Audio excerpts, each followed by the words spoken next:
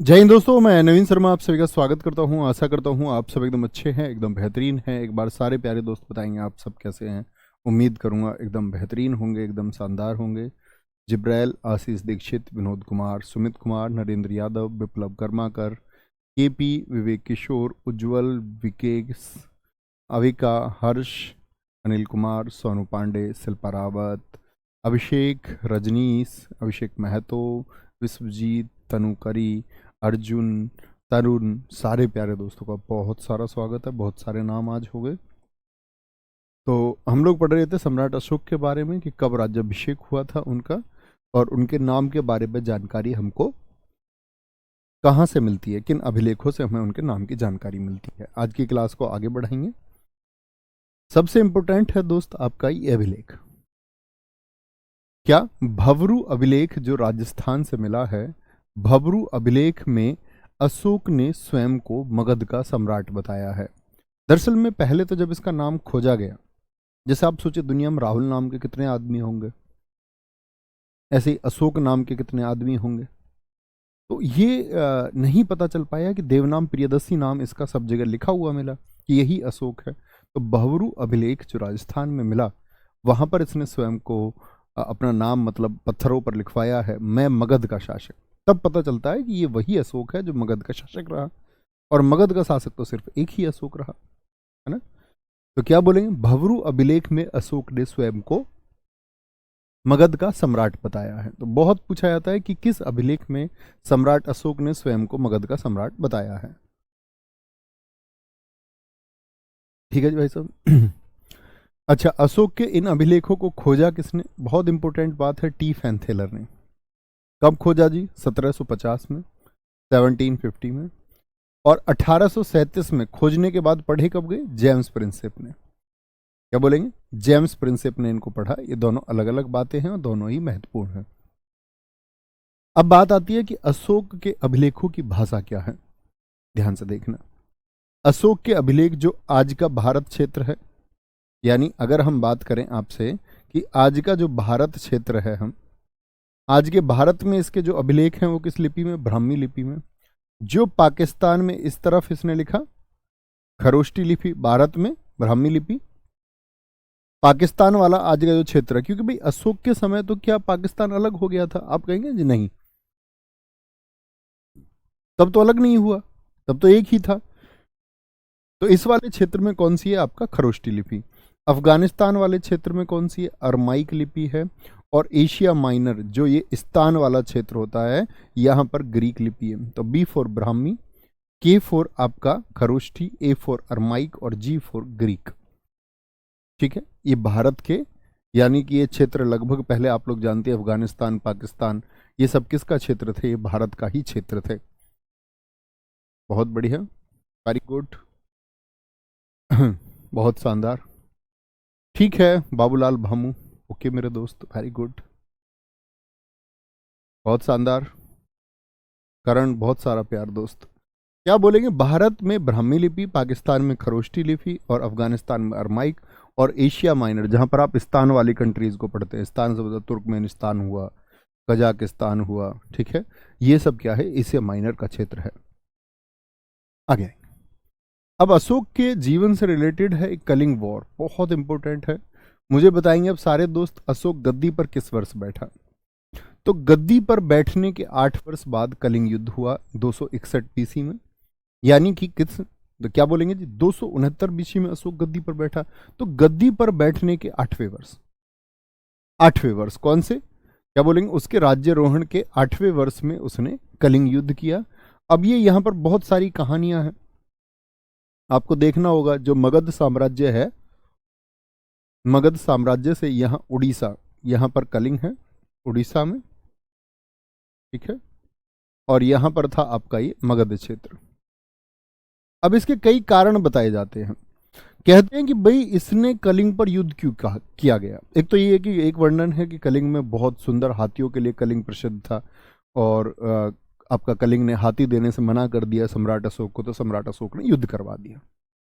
एक कहानी है अशोक की प्रेमिका की, कि अशोक की प्रेमिका थी, ठीक है, तो उन्होंने वहां जाकर के हाथ मांगा, तो उन्होंने मना कर दिया, क्योंकि कलिंग में यह था कि शादियां जो हैं वो अपने राजघराने यानी कि अपना जो कलिंग क्षेत्र उससे बाहर नहीं करते थे।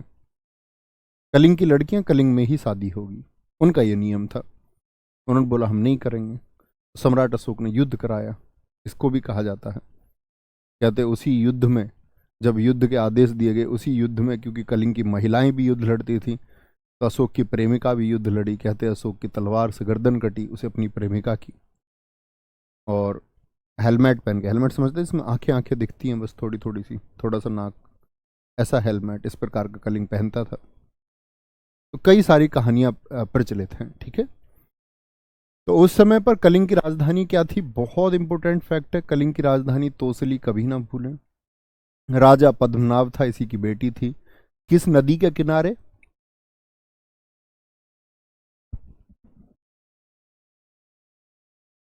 दया नदी के किनारे वह स्थित था।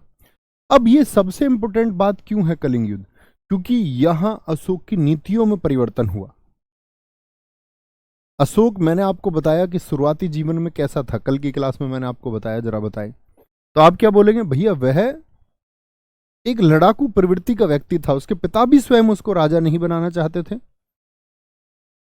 लेकिन यहां अशोक कहते हैं कि कलिंग युद्ध में लगभग 1 लाख डेड बॉडीज अशोक के सामने पड़ी हुई थी।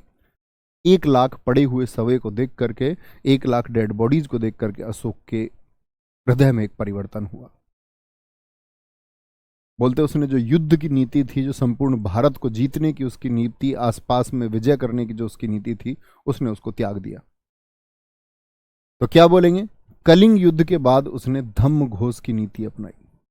किसकी नीति, तो पहले उसकी नीति थी भेरी घोष, युद्ध की नीति, पहले वो युद्ध से जीतना चाहता था।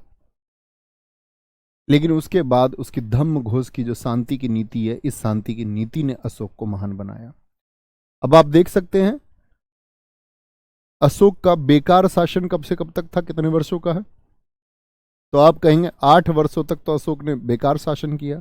लेकिन 261 से लेकर के 232 उसने शानदार काम किया। तो मैं अगर बात करूं यहां पर कितना, 21 8 29, 29 वर्ष कोई व्यक्ति बेहतरीन चीजों को आगे बढ़ाए और 8 वर्ष खराब, तो आप 29 वर्षों को याद रखेंगे, 8 वर्षों को। एक तो काम बेहतरीन और ऊपर से इतने बड़े, लगभग आप कहें तो 4 गुने टेन्योर तक, 4 गुने समय तक, ठीक है। तो क्या बोलेंगे, इस युद्ध के बाद में उन्होंने बौद्ध धर्म को अपना लिया, ठीक है। बौद्ध धर्म की प्रेरणा उन्हें अपने भतीजे निग्रोध से मिली। तो भतीजा किसका बेटा रहा होगा, सुसीम का बेटा रहा होगा। कहते एक बार राज्य भ्रमण के समय इनको ये निग्रोध मिला। अब बहुत सारे यहां पर कॉन्ट्राडिक्शन भी है। लोग कहते हैं कि कलिंग युद्ध के बाद में बौद्ध धर्म अपनाया, लेकिन अशोक की जो रुचि थी वो बौद्ध धर्म में बहुत पहले से होने लगी थी, ये बात मान लेनी है, ठीक है। ऐसा नहीं था कि एकदम से उसका हार्ट चेंज हो गया और उसने बौद्ध धर्म को अपना लिया एकदम से कुछ ही पलों में, नहीं। वो पहले से बौद्ध धर्म की तरफ अपना पक्ष रखता था। और जिसको पूरा किया था निग्रोध ने, जो सुसीम का बेटा था। सुसीम की मौत के बाद में उसके सारे रिलेटिव्स भाग गए थे, जो उसके पक्ष के लोग थे। तो ये 7 वर्ष का बच्चा, इससे प्रश्न किए अशोक ने अपने ही भतीजे से, और इसने सारे जवाब जब दिए तो इसको राज्य का हिस्सा देने की बात की सम्राट अशोक ने। लेकिन निग्रोध एक छोटे बच्चे ने उसको डिनाई कर दिया, मना कर दिया, ठीक है। आगे आएंगे। तो निग्रोध से उन्होंने क्या ली, प्रेरणा मिली, किधर जाना चाहिए। और शिक्षा किससे लिए, फिर उपगुप्त से लिए, उपगुप्त से। अशोक की पत्नियां ये देवी हैं, जिससे पुत्र है महेंद्र, बेटी संगमित्रा है, इनका बहुत जिक्र आता है। चारुमती बेटी है, कारुवकी तीवर है, पद्मावती कुणाल है। तो सबसे इंपॉर्टेंट बात क्या है कि कुणाल सक्सेसर है, उत्तराधिकारी है अशोक का। अगर मैं आपसे पूछूं कि सम्राट अशोक के बाद गद्दी पर कौन बैठा, तो आप कभी महेंद्र ना लिखने लगना पुत्र अशोक का, तो आप कहेंगे कि पहले हमारा कौन, चंद्रगुप्त मौर्य के बाद में बिंदुसार, बिंदुसार के बाद में सम्राट अशोक, और सम्राट अशोक के बाद में कुणाल उत्तराधिकारी हुआ, ठीक है। एक बच्चा पूछ रहा है गमित, इसका कंपेरिजन है, भेरी घोष नीति क्या थी। बेटा आपने क्लास में ध्यान नहीं दिया, वहां पर लिखा हुआ है वॉर की पॉलिसी। मैंने बताया भी, वो युद्ध के द्वारा पहले जीतना चाहता था, इसी को भेरी घोष कहते हैं। और भेरी घोष के बाद में, उसकी युद्ध की नीति के बाद में, उसने शांति की नीति को अपनाया। बहुत बढ़िया। अंशुल गंगवार जी कह रहे 261 BC का क्या मतलब होता है बेटा। बेटा जब मजदूरी करने जाओगे तो सारे बीसी समझ में आएंगे। जब एक दिन पढ़ोगे नहीं और टिफिन उठा के जाना पड़ेगा, 12 घंटे नौकरी करनी पड़ेगी, रेस्ट मिलेगा बीच में 15 मिनट का, तनख्वाह मिलेगी बाद में 8,000 रुपये, तो सारे बीसी समझ में आएंगे। प्रॉमिस है मेरा तुमसे, एक भी बीसी ऐसा नहीं होगा जो तुमको समझ में नहीं आएगा। रोज मैं तुमसे कहता हूँ क्लास क्रम से कीजिए प्लीज। जीवन इतना आसान भी नहीं है जितना तुम समझते हो उसको। बौद्ध धर्म के प्रचार में अशोक ने श्रीलंका भेजा किसको? अपने बेटे। ये पुत्र है, ये पुत्री है, संघमित्रा। इंपोर्टेंट है, बहुत पूछे जाते हैं। तक्षशिला भाई साहब किधर है? भारत में था या भारत से बाहर था, जरा बताओ। तो आप कहेंगे तक्षशिला इधर था। इधर अपने एक मंत्री मध्यांतिक को भेजा, हिमालयी क्षेत्र यानी चाइना की तरफ, ये मध्यम में। तो आप कहेंगे जी बौद्ध धर्म का तो प्रचार प्रसार कराया, वो सबसे ज्यादा किसने कराया है? वो सम्राट अशोक ने कराया। हर जगह हर दिशा में आदमी भेजा है। बोलो भाई, बहुत बढ़िया, very good very good. Amit Gangwar ji, बहुत शानदार। भारत में सर्वप्रथम शिलालेखों का प्रारंभ, और इन बच्चों को हाईलाइट मत किया करो। जिसको तुम जानते हो इसका कमेंट बेवजह है, इसको हाईलाइट नहीं करना है। उसको देखिए कोई जेन्युइन क्वेश्चन कोई बच्चा पूछता हो, तुमको समझ है उतनी। भारत में सर्वप्रथम शिलालेखों का प्रारंभ अशोक ने करवाया। शिलालेख मतलब, शिलालेख क्या बोलोगे? जो चट्टान है, जो पत्थर है, चट्टान है। अब देखो चट्टान, पहले दोस्त क्या था कि आपका राजा महाराजा ऐसा लिखवाना चाहते थे, कॉपी कागज पे, ये भी नहीं लिखवाना चाहते। इनको पता कोई ले जाएगा, कॉपी खत्म हो जाएगी। पत्थरों पर छेनी से लिखवाते थे, मिटेगा ही नहीं, ठीक है, वर्षों वर्षों तक रहेगा, सैकड़ों वर्षों तक रहेगा। तो शिला यानी कि पत्थर पर जो लेख लिखवाए गए हैं, छेनी हथौड़े से जो लेख लिखवाए गए हैं, समझे? बहुत बढ़िया, वेरी गुड अनिल मुर्मू। ये हुई ना बात, एकदम सही उत्तर है। तक्षशिला पाकिस्तान, वर्तमान पाकिस्तान में स्थित है। अशोक ने शिलालेख कितने लिखवाए हैं? 14। इनकी संख्या बहुत इंपॉर्टेंट है। स्तंभ लेख 7 लिखवाए हैं। गुहा लेख, तो शिलाओं पर स्तंभ लेख लिखे गए, पिलर बना करके, ऐसे पिलर खड़े कर करके। जैसे सारनाथ देखा है आपने? सारनाथ स्तंभ को देखा होगा आपने, देखा है? यस और नो? सारनाथ स्तंभ, तो पिलर पर कुछ लिखवाया। गुहा लेख मतलब केव, गुफा के अंदर, गुफा के अंदर के चट्टानों पर। वेरी गुड राजेंद्र विश्वकर्मा, निकिता नरूका, ये हुई ना बात।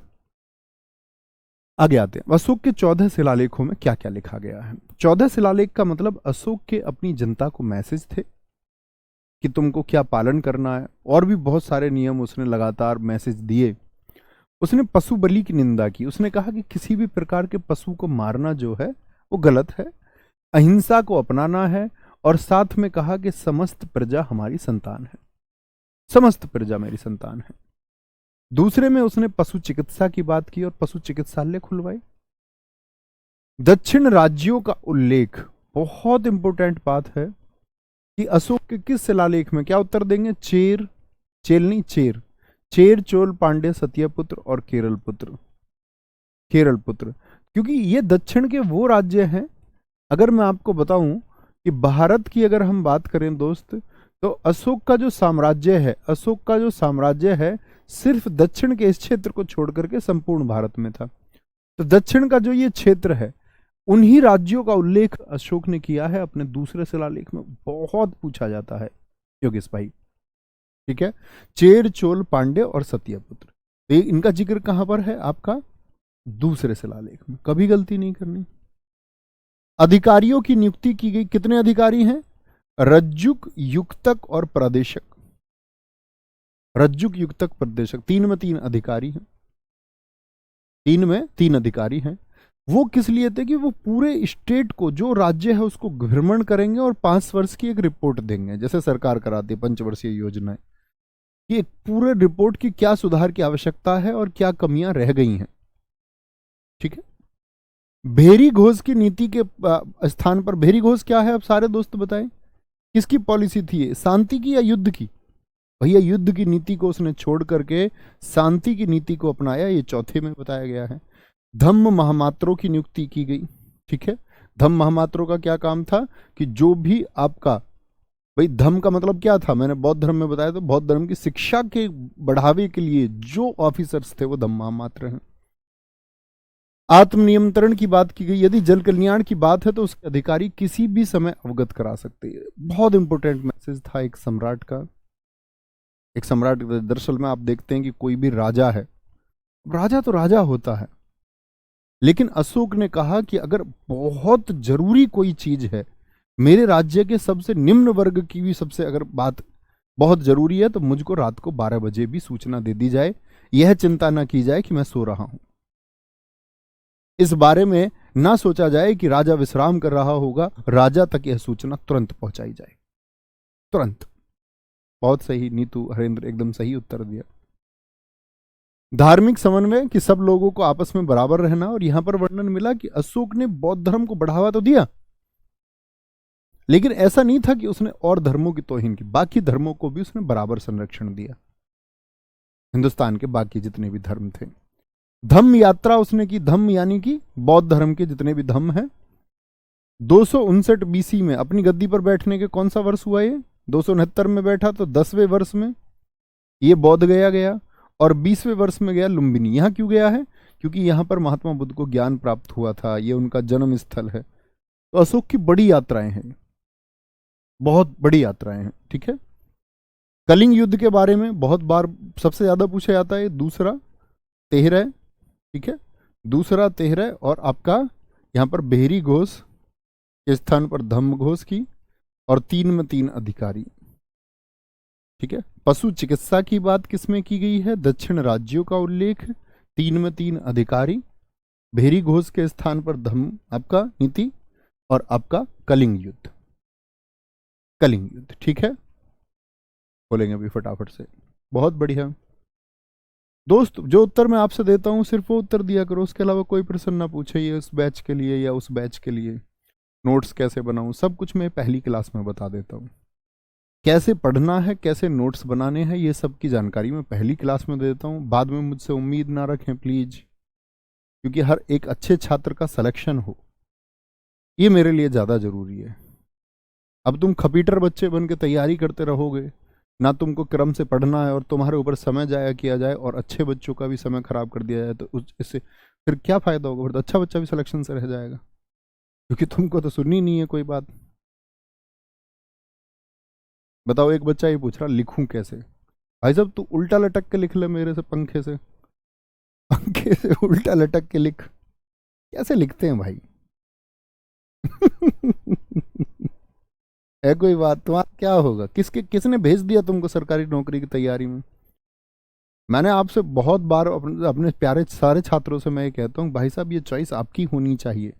किसी के कहने से आए हो तो तुरंत घूम जाइए, मुड़ जाइए, या किसी के कहने से भी आए हो, कई चीज़ें हमको नहीं पता होता, कोई बताता भी है तो, लेकिन उसको अपनी चॉइस बनाओ और दिल से पढ़ो, क्रम से पढ़ो, क्लास 1 से पढ़ो। इसी सीरीज की जो आज नई क्लास कर रहे हैं, क्लास 1 से पढ़ो। रोज आ जाते हैं, हर रोज 1000-2000 बच्चे एडमिशन ले लेते हैं, एकदम से लाइव क्लास पे आ जाते हैं, फिर वो कुछ क्वेश्चन करते रहते हैं। आगे आओ, अब आते हैं, अशोक ने 14 राजाज्ञा भी दी हैं, जैसे 14 शिलालेख, अच्छे बच्चे बनो, बी सिंसियर, एकदम मैच्योर बच्चे, ठीक है। अब तुम्हारी पढ़ने की उम्र है, सेलेक्ट होने की एज है, इस समय तुम सिलेक्शन ले सकते हो, तो बहुत शानदार तरीके से अपने आप को उसी माहौल में ढालिए भी। ऐसा छोटा बच्चा नहीं बने रहना है ना। आगे, 14 राजाज्ञा 8 स्थानों से प्राप्त हुई हैं, कितने से? 8 से। और देखो मैं तुम्हें एक छोटी सी चीज बताता हूं, सिर्फ ये फॉलो करना, ये बहुत अच्छे बच्चों से जो सिलेक्शन की तरफ खुद को ले जाना चाहते हैं, या खुद का नॉलेज बैंक बढ़ाना चाहते हैं, उनसे ही उम्मीद कर सकता हूं। आपको जो कुछ भी जानना है, सीधी सी बात, आप उसको इस कमेंट सेक्शन में लिखते होंगे, उसको अपनी कॉपी के ऊपर कहीं एक खाली पेज लेके बैठ जाए करो, ये जानना है। यूट्यूब गूगल के जब सब फ्री रहो तो उस पर सर्च कर लो, रात को सोने से पहले सर्च कर लो। कम से कम आपकी उन खराब बच्चों की तरह लास्ट की चैटिंग में रात को सोओगे नहीं, तुम गाने सुनते हुए नहीं सोओगे। बहुत सारे लोग गाने सुनते हुए सोते हैं, इंस्टाग्राम चलाते हुए सो रहे हैं बहुत सारे लोग। आप कुछ जान के सोइए और ये फॉलो कीजिए। कमेंट सेक्शन से आपको कोई ज्ञान नहीं हो सकता, ये बात गांठ बांध लीजिए। अगर ऑनलाइन एजुकेशन से आप जुड़े हुए हैं और आपको लगता होगा कि आप किसी एक कमेंट को बार बार करेंगे तो दोस्त आप गलत ट्रैक पे हैं। तुम सिर्फ अपना नुकसान करोगे और कुछ नहीं। क्योंकि जब आप कमेंट कर रहे हैं तो सीधी सी बात है, उस टाइम आप क्लास में ध्यान नहीं दे रहे। जैसे मैं अगर अभी बात करूं, अभी की संख्या बच्चों की 12,000 में से जो चैट रेट है वो 3,000 कुछ बच्चों का है। मतलब 9,000 बच्चे चुप बैठ के पढ़ रहे हैं और 3,000 बच्चे लिख रहे हैं। तो तुम 3,000 अपनी जिंदगी क्यों खराब करते हो? जब बाकी 9,000 चुप बैठे हैं तो आप 3,000 क्यों करते हैं? ऐसा नहीं करना चाहिए ना, कभी मत करना, है ना। जो कुछ तुमको जानना है उसको लिख लिया करो साइड में। रिसर्चर बनो यार, तुमको स्कूल इसके लिए थोड़ी भेजा गया था, तो इसलिए तुम्हारे हाथ में पेन दिया गया था क्या?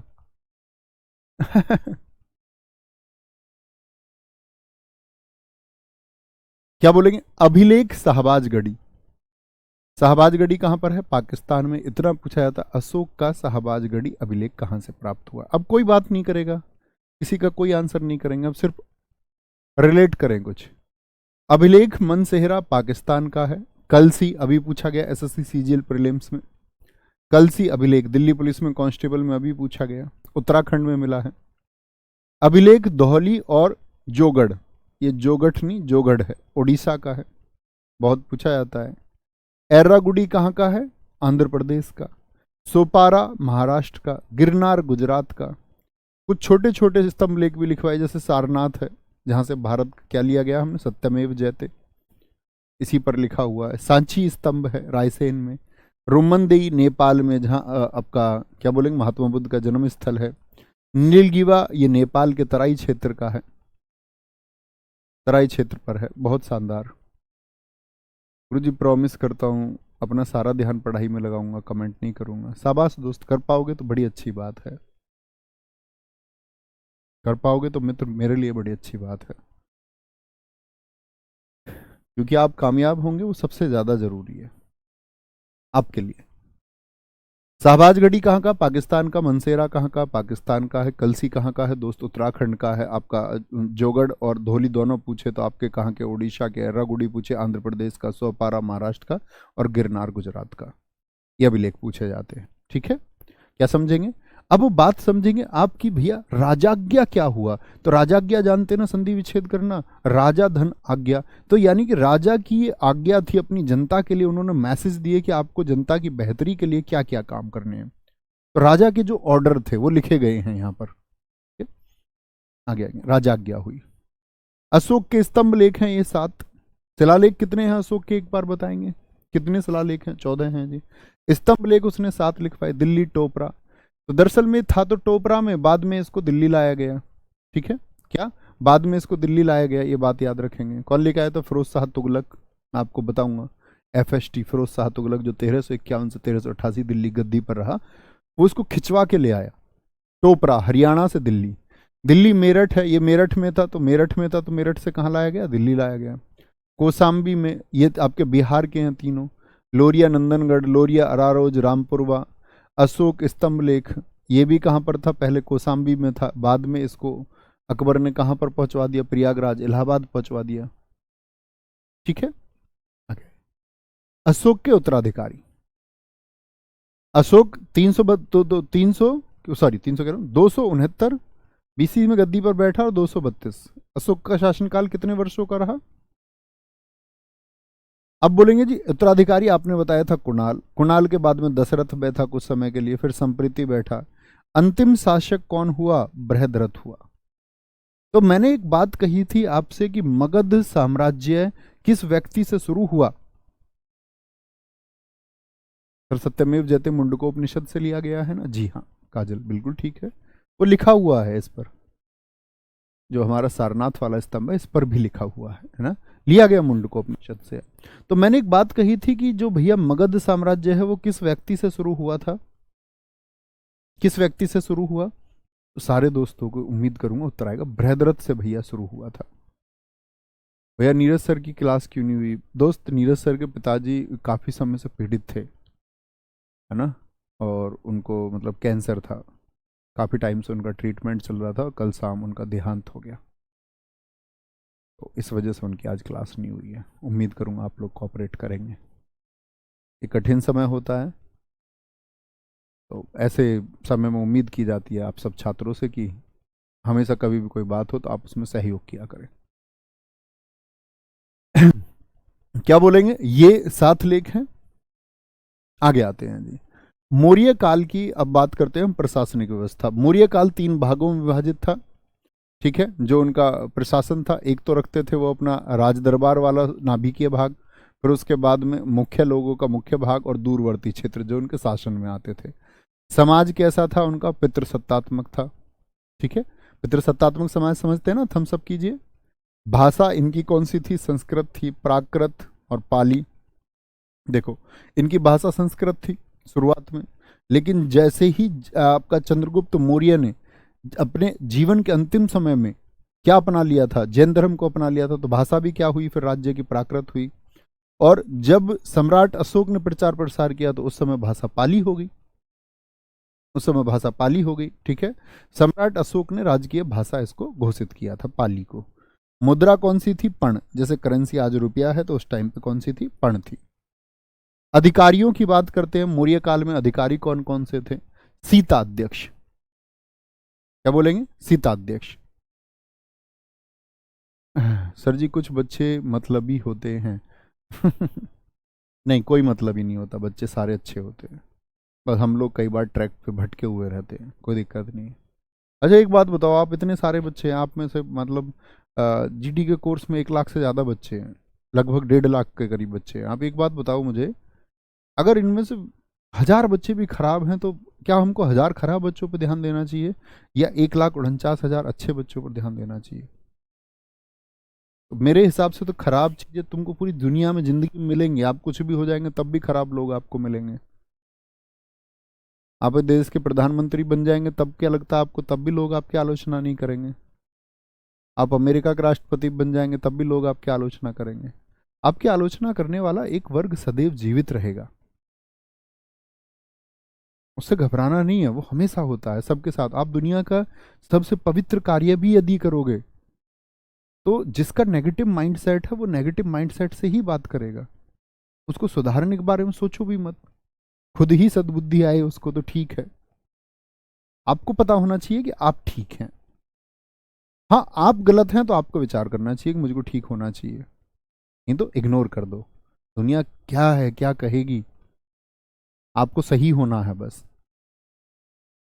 अधिकारी वर्णन, सीता अध्यक्ष क्या है, राजकीय भूमि मतलब स्टेट क्या है, लगान लेता था, तो राजकीय भूमि से जो प्राप्त आय थी उसको बोलते सीता अध्यक्ष, यानी सीता का जो अधिकारी था, सीता भूमि को कहते थे। राजस्व विभाग, रेवेन्यू डिपार्टमेंट किसके हाथों में था, समाहर्ता अधिकारी था। प्रश्न पूछा जाएगा आपसे, कैसे पता है, पूछा जाता है कि मौर्य काल में राजस्व विभाग का अधिकारी कौन था, राजस्व विभाग का तो कौन था भैया, समाहर्ता था। कोषाध्यक्ष सन्निधा था। फौजदारी क्रिमिनल डिवीजन कौन देखता था, प्रदेष्टा देखता था।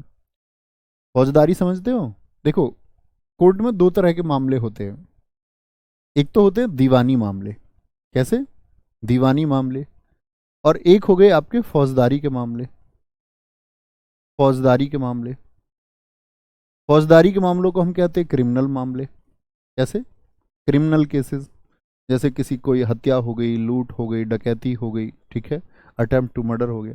दीवानी मामले में होती है जमीन के मामले, जिनमें जमीन के मामले होते हैं, ये पैसे से जुड़े हुए मामले होते हैं दरअसल में, इनमें कोई सजा के इतने बड़े प्रावधान होते नहीं।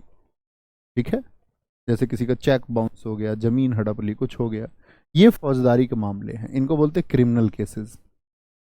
इन्हीं के लिए होता है आपका, आप कभी जिले में जाएंगे सत्र न्यायालय, कभी कोर्ट गए हैं आप, तो वहां पे क्या लिखा रहता है, जिला एवं सत्र न्यायालय, डिस्ट्रिक्ट एवं सेशन कोर्ट। अब ये दोनों अलग अलग चीजें हैं। तो कहीं भी जो जिला न्यायालय है, जो डिस्ट्रिक्ट कोर्ट है, वो जमीनी मामलों के लिए, दीवानी मामलों के लिए, बार बार आप अपने जीवन में इस शब्द को सुनेंगे। और फौजदारी मामले के लिए होता है सेशन कोर्ट, जो क्रिमिनल मामले हैं, हत्या, आपका लूट हो गई, डकैती हो गई, ठगी हो गई, अपहरण हो गया आपका, ठीक है, किसी से बदतमीजी आपने कर दी, रास्ते पर पॉल्यूशन कर रहे हो, अपने घर की दीवार बनाने के लिए रास्ते में आप ईंटें रखवा लेते हो चलने वाले रास्ते में, सब कुछ ये अवैध है। ठीक है।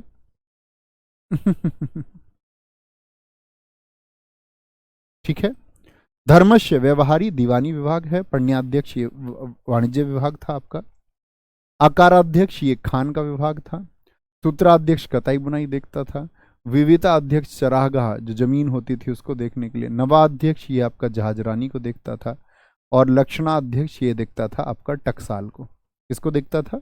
ये टकसाल को देखता था। ठीक है, बोलेंगे जी। वेरी गुड, बहुत शानदार। सर हिस्ट्री के कुछ से क्वेश्चन आएंगे। हिस्ट्री के भाई साहब आपकी परीक्षा में मैक्स 2 क्वेश्चन, मैक्स 2। इसीलिए मैं तुमसे कहता हूँ पीडीएफ से पढ़ लिया करो हिस्ट्री को। जब बड़ा पार्ट होता है, ऐसे मान के चलो 20 क्वेश्चन में से 2 या 3 क्वेश्चन मिलेंगे जीडी में।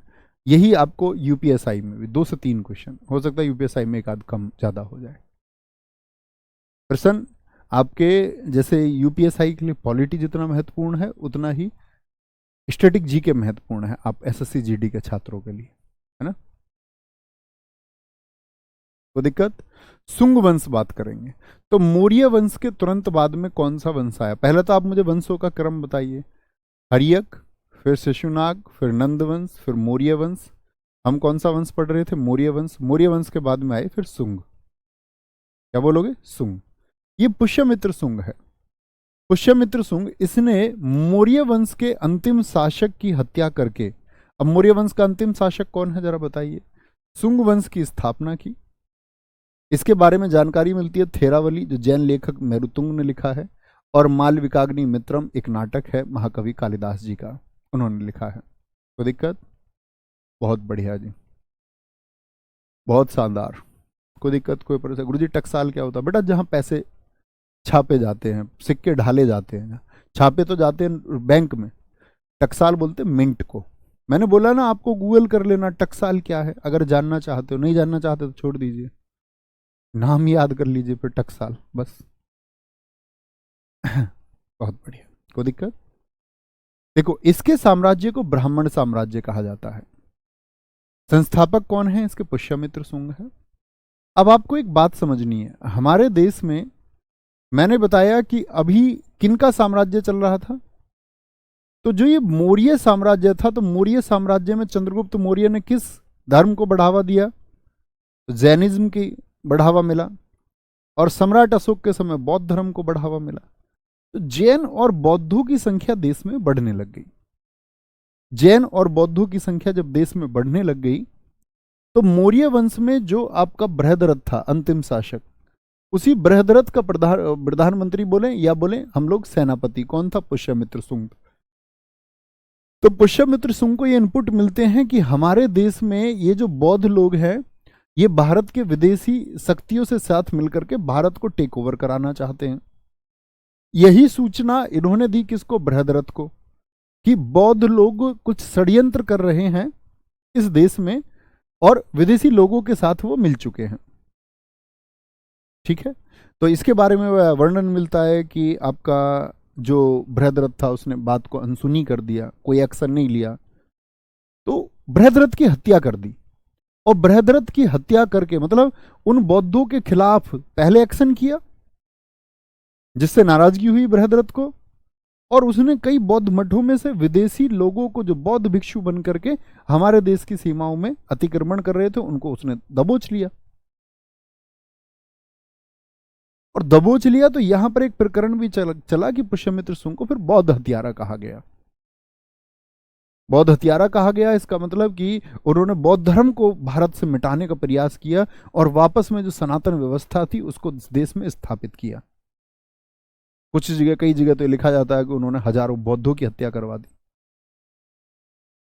ठीक है, तो ये कहानियां चलती हैं इनके बारे में। कहने की बात है कि ये संस्थापक रहे सुंग वंश के, और राजधानी इनकी विदिशा मध्य प्रदेश रही। राजभाषा संस्कृत थी, तो जो पाली प्राकृत थी उन सबको वापस संस्कृत में लेकर के आए। अशोक के 8400 स्तूपों को कई जगह 84,000 लिखा हुआ वर्णन मिलता है, लेकिन 84,000 बहुत अधिक हो जाते हैं। ठीक है, क्या बोलोगे? 84 स्तूपों को तोड़वा दिया, और इसीलिए क्या बोलेंगे, एक स्तूप बनवाया अकेला खुद का स्वयं का, भरहूत स्तूप। अब आप कहेंगे जी हम तो कई जगह स्तूप देखते हैं, सांची का स्तूप अगर इसने तोड़वा दिए तो वो कहाँ, काफी बच गए, बाद में उनकी मरम्मत भी हुई। भरहूत स्तूप का निर्माण पुष्यमित्र सुंग ने स्वयं करवाया। तो ये बहुत इंपॉर्टेंट है। बाकी स्तूप किसके हैं? अशोक के। भरहूत किसका है? पुष्यमित्र सुंग का। इसके काल को वैदिक पुनर्जागरण का काल कहते हैं।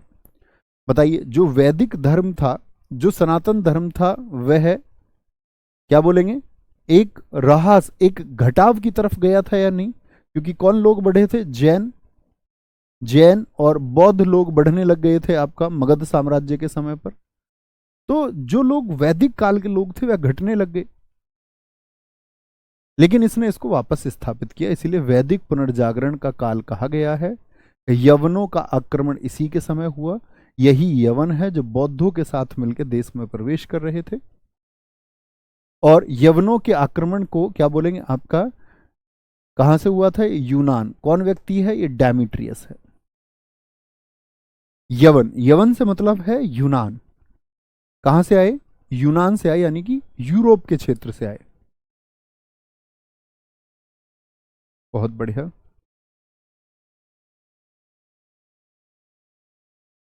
रोहित सिंह ठाकुर कह रहे हैं सर, बृहद्रथ मौर्य साम्राज्य का संस्थापक भी था और अंतिम राजा भी यही है। ये दोनों एक हैं या अलग अलग हैं? क्या करूं मैं बच्चे तुम्हारा? बेटा आप सारे लोग अच्छे दोस्तों से उम्मीद करूंगा ये उत्तर आप जानते हो, बस थम्स अप कर दो, इतनी उम्मीद करूंगा। मुझे पता था, मैंने क्लास में बताया था, मगध साम्राज्य शुरू करते समय बताया था कि आप ये प्रश्न मत कर लेना मूर्खता वाला कि जी वो यही है या यही है। हजारों वर्षों का अंतर है, एक व्यक्ति हजारों वर्ष तक जीवित नहीं रह जाएगा।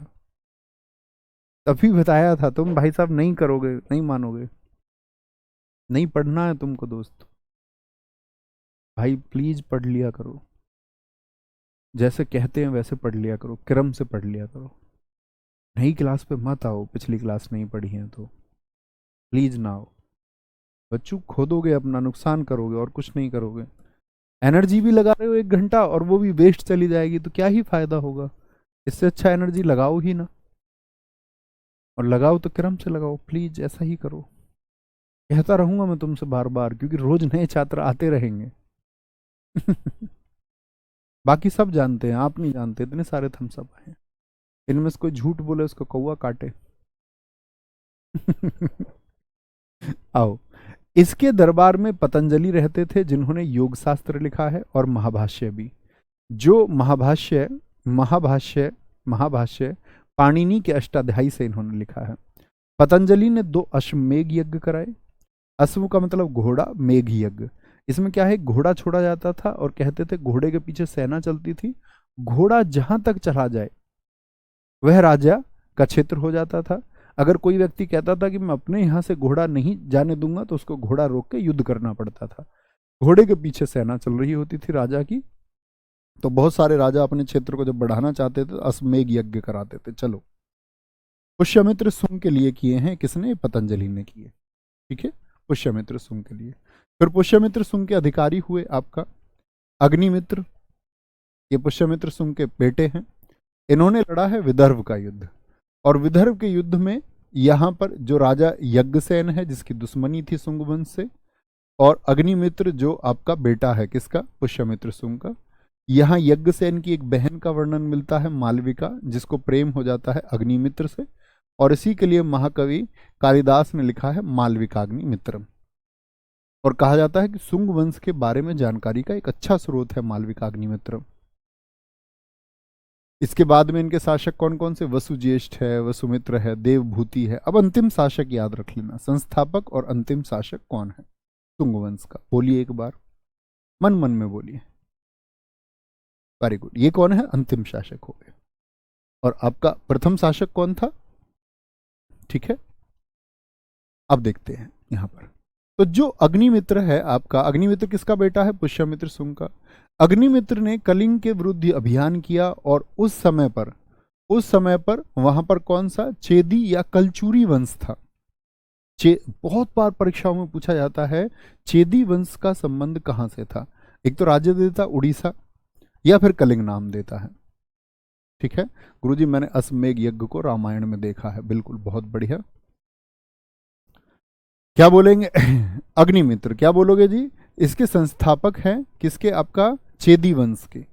चेदी वंश के संस्थापक हैं महामेघवाहन, और चेदी वंश का सबसे प्रतापी शासक हुआ था एक खारवेल। ये थोड़ी सी जानकारी चेदी वंश की है, ठीक है। तो क्या बोलेंगे, यहां का जो शासक खारवेल हुआ, तो खारवेल ने लिखा है एक हाथी गुफा का अभिलेख। और हाथी गुफा का अभिलेख किस भाषा में है? अभी हाल ही में दिल्ली पुलिस में पूछा गया, किस भाषा में है? प्राकृत भाषा में। और आपसे पूछे हाथी गुफा का अभिलेख किसने जारी कराया, तो क्या बोलेंगे जी, किसने? खारवेल ने जारी कराया। जो किसके बारे में बताता है? पहली चीज तो कलिंग प्रशासन। तो कलिंग नाम के बारे में आपको जितनी चीजें मिलती हैं, जैसे अशोक ने 261 बीसी में युद्ध लड़ा, या फिर अशोक के बाद में जो आपका सुंग वंश आया, सुंग वंश के एक शासक हुए अग्निमित्र, उन्होंने जो कलिंग पर युद्ध लड़ा, इन सब का वर्णन कहां से मिला है? इन सब के बारे में जानकारी हमको हाथी गुफा के अभिलेख से हुई है, ठीक है। भारतवर्ष का उल्लेख, शब्द भारतवर्ष का प्रयोग कहां पर किया गया सबसे पहले? वह हाथी गुफा अभिलेख ही है। बहुत बढ़िया रवीना जी, बहुत शानदार। ये आपके फोकस की बात है कि आप ध्यान से पढ़ते हैं, इसी तरह पढ़ा करो। बच्चों के शब्द देख के पता चल जाता है कि कौन कितना अच्छा बच्चा है। किसी किसी से लिखना ही नहीं आता है, लिख ही नहीं पा रहा है, शब्द ही नहीं लिख पा रहा है। समझना तो दूर की बात है, पहले लिखना सीखो तभी तो पढ़ोगे। उस जो स्टूडेंट है उनको क्या है कि सीखना ही नहीं है। एक ऐसा था फिसड्डी, गिर पढ़ के पास हुआ आज तक। घर वाले कहते रहे भैया पढ़ ले पढ़ ले पढ़ ले, 10वीं तक नहीं पढ़ा। 12वीं में आ गया, घर वाले उसके हाथ जोड़ते रहे, मम्मी रोती रही, बेटा पढ़ ले, तेरे पापा की जिंदगी देख, पढ़े नहीं तो कितनी खराब है, तू पढ़ ले, तेरी जिंदगी बन जाएगी, बेटा तू पढ़ ले। मम्मी कहती रही, बेटा अपनी मस्ती में स्कूल में कॉलर ऊंचे, और अपने चलता रहा। फिसड्डी, पास हो गया, 1-2 बार फेल हो गया, कभी पास हो गया, गिर पढ़ के पास हो गया। स्कूल में क्लास में कोई वैल्यू नहीं थी, होशियार बच्चों के सामने पैंट गीली होती रहती थी, क्योंकि पढ़ता नहीं था। वो बच्चे पढ़ के आते थे, वो बड़े गर्व से स्कूल में रहते थे। एक फिसड्डी बच्चा। अब वो फिसड्डी होना कोई बड़ी बात नहीं है, बहुत सारे लोग फिसड्डी होते हैं, लेकिन उस फिसड्डी की सबसे बड़ी गलती क्या है कि उस फिसड्डी को किसी ने बता दिया RWA, तो उसको सिलेक्शन 1 ही महीने में चाहिए। कह रहा है कि तुम तो नौकरी दिलाते हो, मुझे तो नहीं दिलाई तुमने, मैंने तैयारी करी थी तुमसे 1.5 महीने। मेरे चाचा, ऐसे नौकरी नहीं मिलती है। तुम्हारी जो कमियां हैं वो कौन सुधारेगा? खुद को समय दीजिए और सीखिए और मेहनत कीजिए। अब मान के चलो, मैंने बोला अशोक गद्दी पे बैठा 269 पे, 8वें वर्ष में युद्ध कर दिया। अब एक बच्चा कह रहा लिखे, वो बोले मान के चलो बच्चा, गुरुजी मुझे समझ में नहीं आ रहा। तो ये दर्शाता है कि आप अल्प मस्तिष्क के बच्चे हैं। इसमें समझने जैसा कुछ था ही नहीं, इसमें समझने जैसा कुछ रहा क्या? हाँ, मैं आपको कोई मान के चलो द्विघात समीकरण की एक डेरिवेशन सिखा रहा होता, या ट्रिग्नोमेट्री का कुछ मैं आपको उन्नयन अवनमन कोण सिखाने का प्रयास कर रहा होता, या मैं गति के समीकरण सिद्ध करने की बात आपसे कर रहा होता, तब आप कहते जी क्या बात है। अगर आप ऐतिहासिक घटनाओं को ये कहेंगे कि कोई बच्चा बोले कि जी इसके चेदी वंश के संस्थापक महामेघ, मेरी समझ में, समझना क्या है? आप मुझसे ये बोलें कि जी आपके दादाजी का नाम, मैंने किसी बच्चे से पूछा जी, या किसी बच्चे ने बताया गुरुजी मेरे दादाजी का नाम ओम प्रकाश है। अब मैं उससे ये कहने लग जाऊं जी मुझे समझ में, इसमें समझना क्या है? दादाजी का नाम ओम प्रकाश है तो ओम प्रकाश ही है, तो है ना। तो ऐसे नहीं, खुद पे भरोसा रखना है। गुरुजी मेरा सिलेक्शन कैसे होगा? ये फिसड्डी बच्चों की पहचान है। पीछे नहीं रहना है, खुद को तैयार कीजिए, मेहनत कीजिए। शब्द क्या बोलोगे? भारतवर्ष का शब्द का प्रयोग सबसे पहले कहां पर हुआ है? तो भारतवर्ष शब्द का प्रयोग सबसे पहले हाथी गुफा अभिलेख में हुआ है, ठीक है। कर्ण वंश की बात करेंगे। अब मुझे क्रम आप देख रहे हैं, कर्ण वंश किसके बाद में आया है? क्या बोलोगे भैया? ये आया है आपका सुंग वंश के बाद में। तो हरियक थे पहले, फिर शिशुनाग थे, फिर नंद थे, फिर मौर्य थे, मौर्यों के बाद में फिर सुंग आए, और सुंगों के बाद में कौन आए? फिर कण्व आए, कण्व डायनेस्टी। कर्ण वंश का संस्थापक वासुदेव है, अंतिम शासक सुशर्मन है। बहुत छोटा सा काल है इनका, 43 वर्षों तक पूरा वंश रहा है। 2 राजधानी बनाई है इन्होंने, पाटलिपुत्र भी बनाई, विदिशा तो पहले से थी। तुंग वंश की राजधानी विदिशा है या नहीं है? हाँ या ना? कोई दिक्कत? इस बच्चे का कोर्स बंद कर दो। ऊपर जो है कमेंट बंद नहीं, कोर्स ही बंद होना चाहिए इसका। तेरा गुरुजी कहानी ना बताओ, पढ़ाओ। मैं कहानी बता रहा हूँ है? हाँ, बंद कर दो इसका। इनके ढूंढ ढांड के इनके पैसे इनको बेचो वापस, कहीं और से पढ़ लेंगे। मित्र मेरे, रियली सॉरी। अच्छी चीज़ें आपको समझ में नहीं आती, मुझको ऐसा छात्र भी नहीं चाहिए कोई। अपने चैनल पे भी ऐसा बच्चा नहीं चाहिए कोई। हमको वो बच्चे चाहिए जिनके अंदर सीखने की समझ और आगे बढ़ने की शक्ति है। एक दिन जब आपको लगे आप विकसित हो चुके हैं तो घूम के लौट के आना। बंद मत करवा देना सही में। सीख जाएगा वो। नहीं, डरना मत प्लीज, है ना, मजाक करता हूँ मैं, ऐसे बंद नहीं होगा। कभी तुम चिंता करो बाद में कि शायद मेरा कोर्स बंद हो जाएगा, लेकिन यार प्लीज अच्छे बच्चे बन जाओ।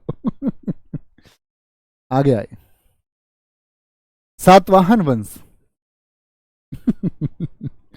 सातवाहन वंश आता है इसके बाद में। सातवाहन वंश का बड़ा शासनकाल है और ये 300 वर्षों तक का शासनकाल है इनका।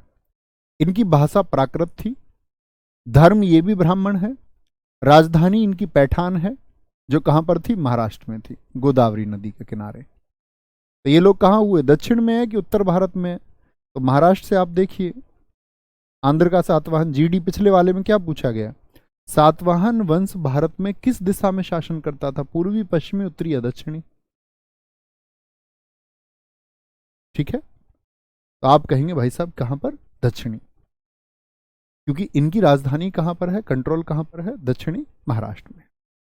संस्थापक कौन है सातवाहन वंश के? बहुत इंपॉर्टेंट है। देखो ये जो नए वंश है, इनके एक तो फाउंडर कभी मत भूलना, एक इनकी राजधानी कभी ना भूलना। संस्थापक, राजधानी, क्योंकि ये वो पार्ट है जहां से प्रश्न परीक्षाओं में सिर्फ और सिर्फ आपको किससे मिलेगा? संस्थापक हो गया, राजधानी हो गया और अंतिम शासक। तीन चीजें, बाकी चीजें ओरली बस पढ़ के रखना, लेकिन तीन चीजें कभी ना भूलना, क्योंकि इन वंशों से आज तक भारत के इतिहास में यही प्रश्न आते हैं। कर्ण वंश के अंतिम शासक सुशर्मन की हत्या कर दी गई। किसके द्वारा? तो कर्ण वंश क्यों खत्म हुआ? क्योंकि इसने हत्या कर दी।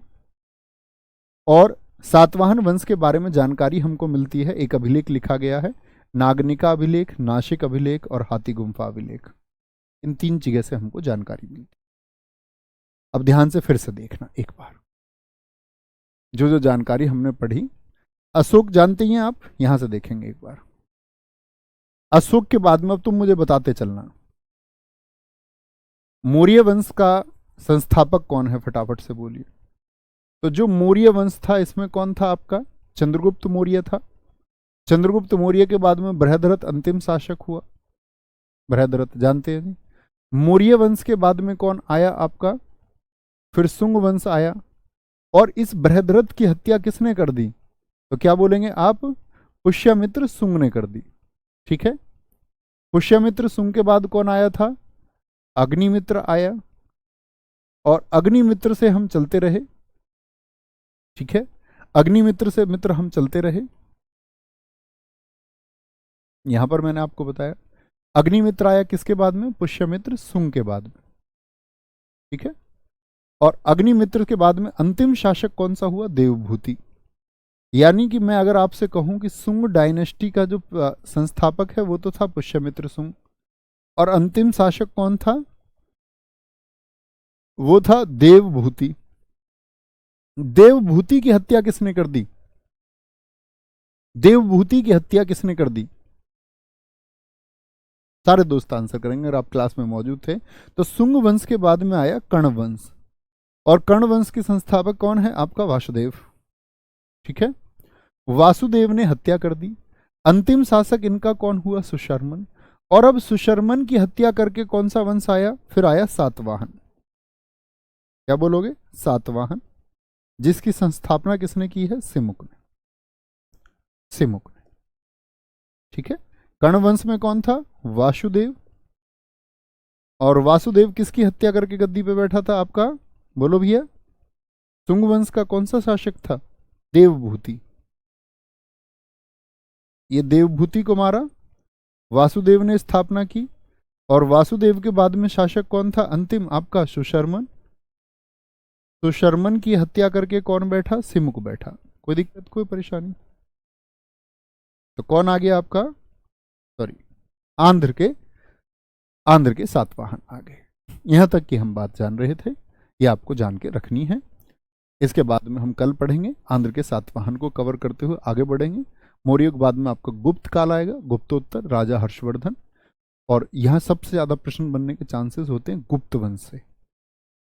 एसएससी या फिर स्टेट सबसे ज्यादा प्रश्न पूछेगा आपका गुप्त वंश से। ठीक है, तो रोज जो पढ़ाता हूं मैं आपको थोड़ा थोड़ा उसको 5 मिनट रिवाइज कर लिया करो। इतिहास का इतना ही महत्व है आपकी परीक्षा में। जीवन में बहुत बड़ा महत्व है, लेकिन परीक्षा में इतना ही महत्व है। तो ख्याल रखिए। जय हिंद, जय भारत, जय मां सरस्वती, नमस्ते, थैंक यू।